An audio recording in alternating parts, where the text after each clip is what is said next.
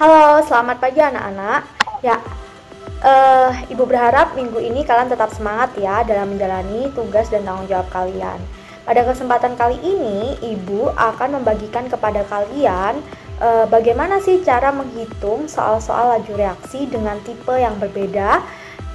Kalau minggu lalu Ibu sudah bagikan ya beberapa jenis soal, dan kemudian saya juga mengajarkan kepada kalian bagaimana cara mencari order reaksi, mencari ketetapan laju reaksi, kemudian membuat persamaan laju reaksi, serta kemarin kita juga bagaimana cara menghitung laju reaksi jika suatu konsentrasi itu besarnya berbeda-beda begitu. Nah, hari ini Ibu akan membagikan bagaimana sih cara perhitungan yang biasanya soal-soal ini muncul di materi laju reaksi, dan saya juga akan membagikan kepada kalian bagaimana cara pengerjaannya. Ya, jadi silahkan kalian tonton videonya sampai selesai. Usahakan kalian siapkan buku tulis dan pulpen atau pensil kalian untuk kalian boleh mencoret-coret dan mencoba secara pribadi, karena dari video ini nanti saya juga akan memodifikasi soal di Google Classroom begitu. Oke, saya harap ini bisa paham ya anak-anak sekalian. Oke, saya memberi waktu kepada kalian untuk berdoa secara pribadi sebelum kita memulai belajar. Silahkan berdoa.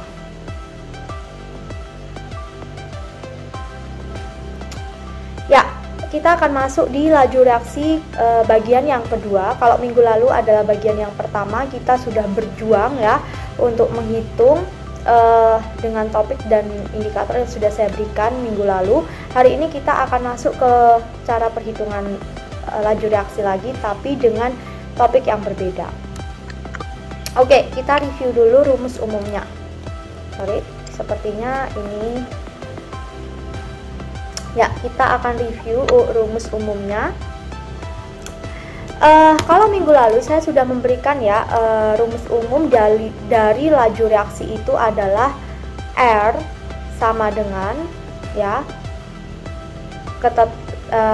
ketetapan laju reaksi ya, kemudian konsentrasi 1, terus order reaksinya ya, kemudian konsentrasi 2 dan order reaksinya. Nah, kalau misalnya kita menghitung ini jika misalnya kita menghitung dua konsentrasi yang sedang mengalami proses begitu, atau dua reaktan ya, artinya dua jenis ini ada di sebelum tanda panah. Misalnya seperti ini, A plus B menghasilkan C plus D ya. Jadi ini adalah satu persamaan reaksinya, kemudian kita mencari laju reaksinya dari persamaan laju reaksi ini. Jadi kita mengambil di bagian yang reaktannya. Oke, lanjut. Ya, di sini disediakan satu soal ya.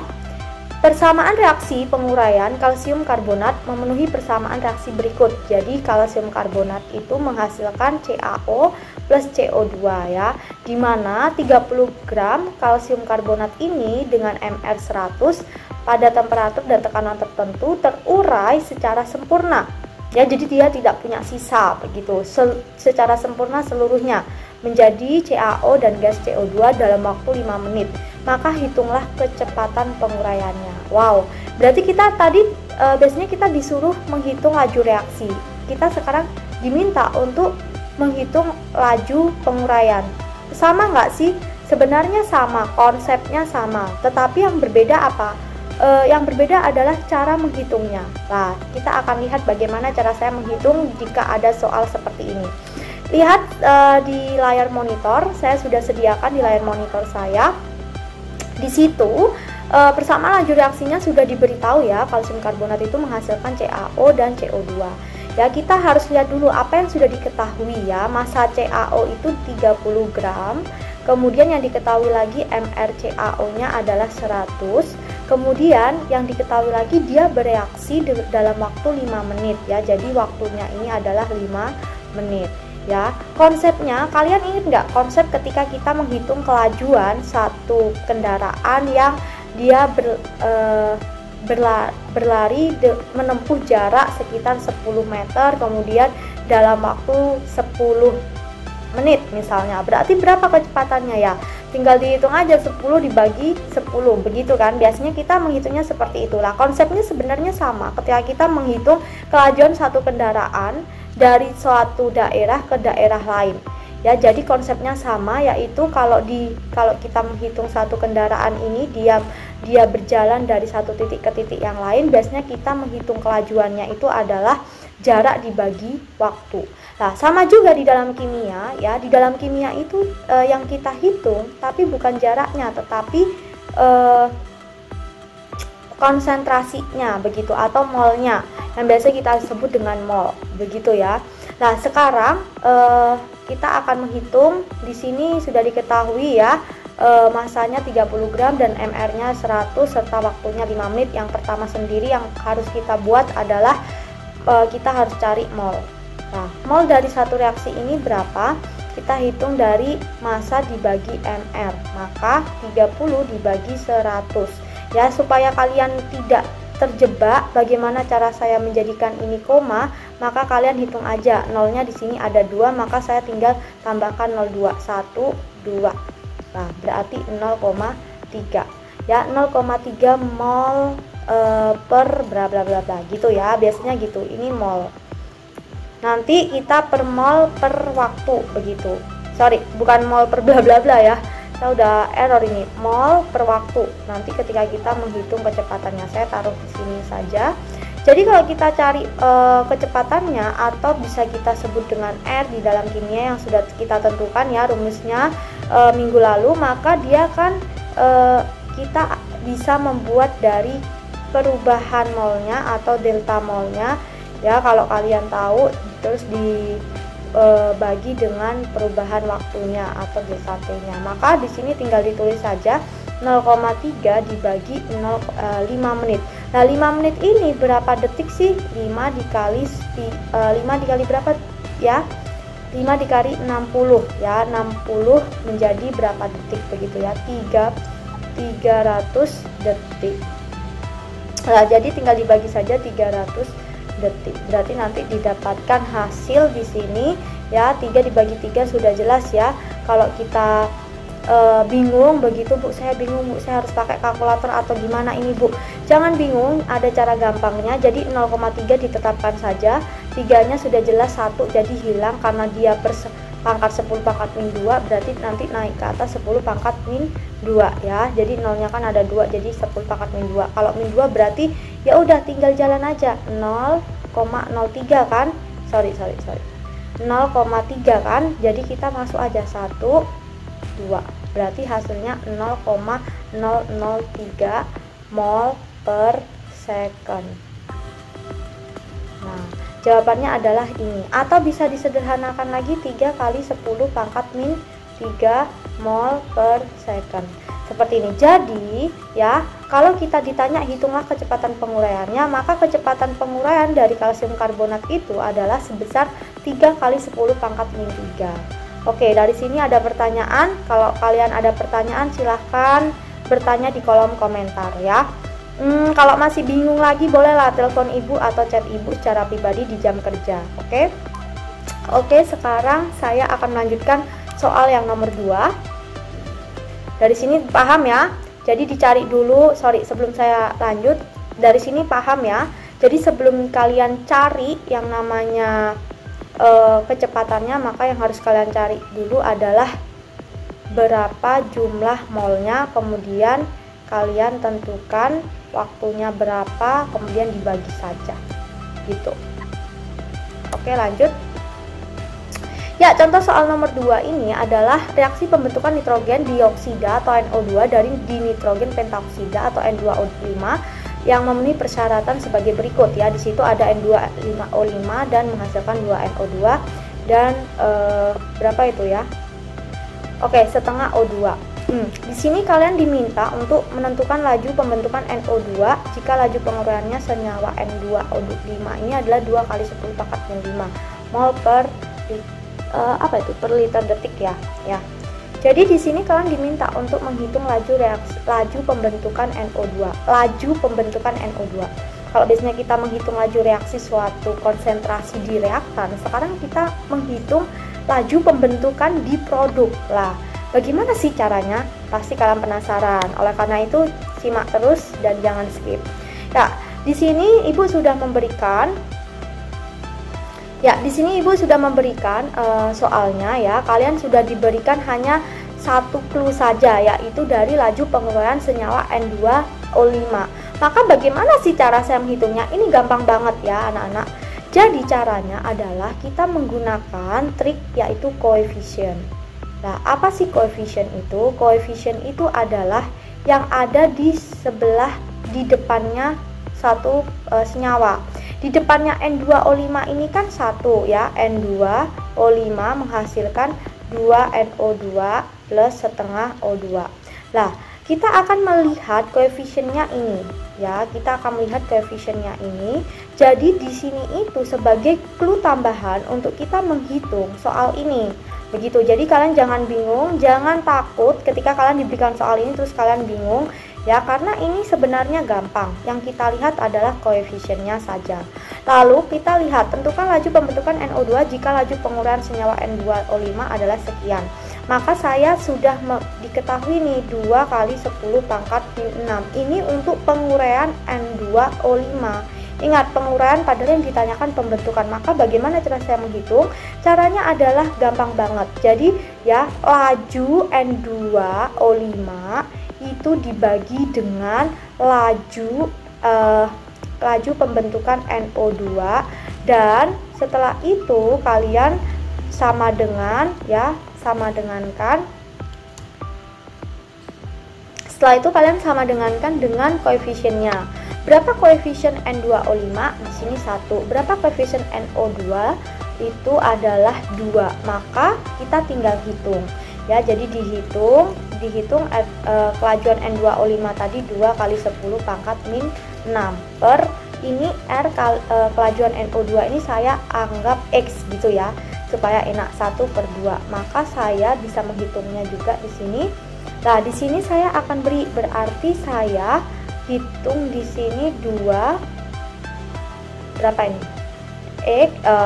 X adalah 2 kali 10 pangkat min 6 dikalikan 2 ya. Jadi dikalikan silang. Kalau kalian bingung dikalikan silang saja ya. Sama dengan berarti ini adalah 4 kali 10 pangkat min 6. Maka kelajuannya adalah ya 4 kali 10 pangkat min 6 mol liter detik ya, liter detik. Nah, jadi ini jawabannya. Gampang banget ya. Jadi ketika kalian diberikan soal seperti ini hanya diberikan satu clue dan kalian diminta untuk menghitung laju pembentukan dari suatu produk ya. Kalian sudah ditentukan juga bersama reaksinya seperti apa, tinggal kalian lihat koefisiennya saja. Jadi dari koefisien itu kalian bisa menghitung berapa jumlah kelajuan pembentukan dari produk yang diminta. Begitu ya. Oke, dari ini paham ya? Ya, saya berharap kalian tetap paham. Jadi stay tune terus. Kemudian kita akan lanjut ke soal nomor 3. Soal nomor 3, di sini reaksi dekomposisi nitrogen dioksida NO2 merupakan reaksi elementer dan dinyatakan dengan persamaan reaksi berikut. 2NO2 menghasilkan 2NO dan O2. Pada awal reaksi ya ditentukan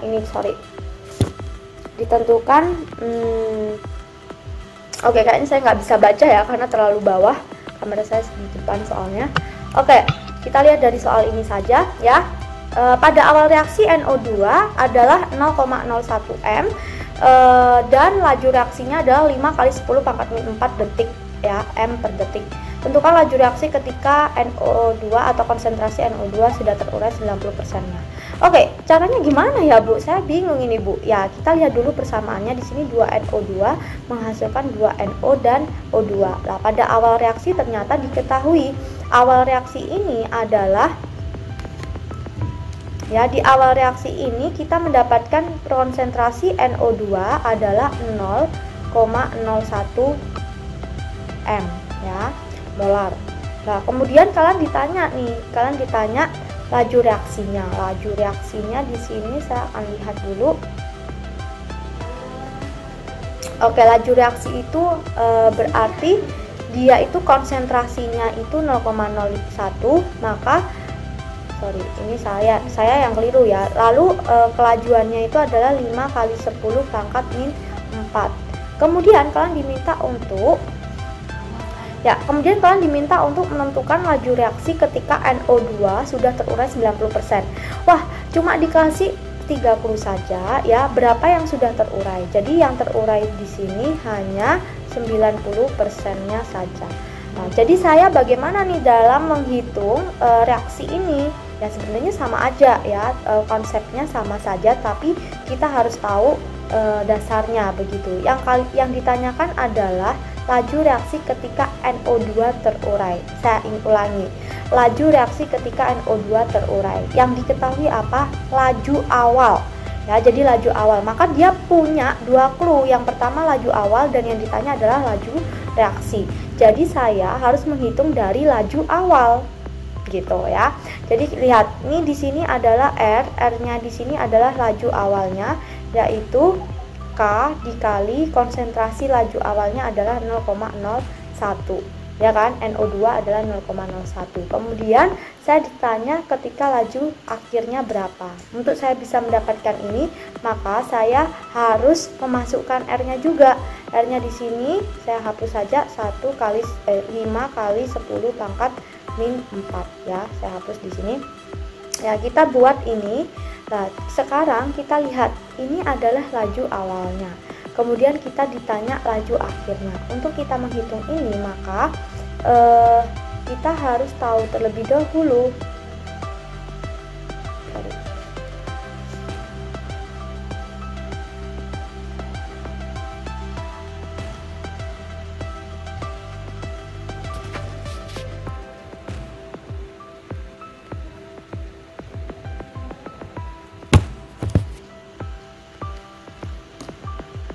ya, saya ulangi lagi ya, semoga ini di skip ya. Jadi di sini ada NO2, reaksi awalnya ini adalah NO2 ini adalah 0,01. Gimana cara saya menghitung? Pertama kita harus lihat kalau ini 90%-nya terurai, maka saya harus menghitung dari 90% dari laju awal ya. Saya ulangi, ini adalah laju awal atau awal reaksi. Konsentrasi di awal reaksi adalah 0,01. Karena dia sudah terurai 90%, maka saya tinggal kalikan saja 90% kali 0,01. Maka itu akan menghasilkan yang akhir ya. Jadi konsentrasi terakhir itu berapa sih? 0,01 ya, yang awal tadi dikurangi 0,01 dikali 90%. Oke, dari sini kita melihat 0,01 ini dikurangi ini, nanti hasilnya adalah 0,001. Kalian hitung sendiri aja ya. Bu, gimana cara saya menghitung? Gampang banget, 90%. Kalau misalnya bingung kelas 11 nggak bisa ngitung ini ya keterlaluan ya. 9 dibagi 100, 90 dibagi 100 berarti komanya kan 2 nih. Berarti 0,9. 0,9 dikurangi ini berarti berapa? 0,9 dikali ini. Berarti kan 0,09. Ya udah, 0,01 dikurangi 0,009. Berapa tuh dapatnya ya? Jadi dihitung aja sendiri. 1 2. Ya. Dihitung dapatnya 0,01 nanti ya. Jadi kalian hitung sendiri, coba belajar aktif ya. Jadi di sini konsentrasi akhirnya adalah 0,01. Setelah itu saya menghitung lagi nih, karena saya sudah tahu konsentrasi awalnya itu 0,01, konsentrasi yang kedua adalah 0,01, maka saya menghitung berapa laju reaksi yang sudah terurai. Caranya seperti apa? Laju reaksi pertama per laju reaksi kedua. Laju reaksi pertama ini K, ini adalah 0,01 yang awal reaksi. Kemudian K dikali dengan 0,001 ya, begini. Nah, laju reaksi awal tadi berapa? 5 kali 10 pangkat min 4 sama dengan K-nya saya coret saja 0,01 dibagi F-nya ini masih ditanyakan 0,001, maka saya boleh coret ya.